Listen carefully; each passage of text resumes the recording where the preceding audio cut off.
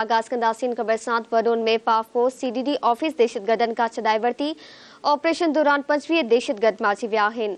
अवां खे आगाह कई पिया। ISPR मौसफ़ हिकु ऑफिसर ऐं ॿिनि सिपाहियुनि बहादुरी सां विढ़ंदे शहादत माणी छॾे त 10 एहलकार ज़ख़्मी थिया। DG ISPR major general Ahmed Sharif Chaudhry मौसफ़ बनून में पाकफौज जो ऑपरेशन कामयाब थी वियो आहे। ISPR मौसफ़ फायरिंग जी ॾेवट में 25 दहशतगर्द मारिजी विया। 3 दहशतगर्दनि खे गिरफ़्तार कयो पियो। 7 दहशतगर्दनि सरेंडर कयो।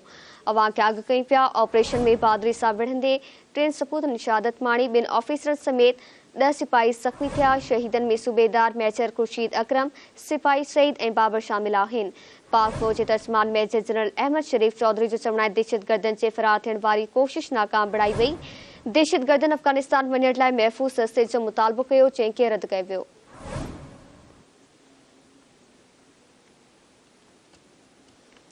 ख़बर मां शेयर कई पिया। बनून में पाक फौज CDD ऑफिस दहशतगर्दनि खां छॾाए वरिती आहे। ऑपरेशन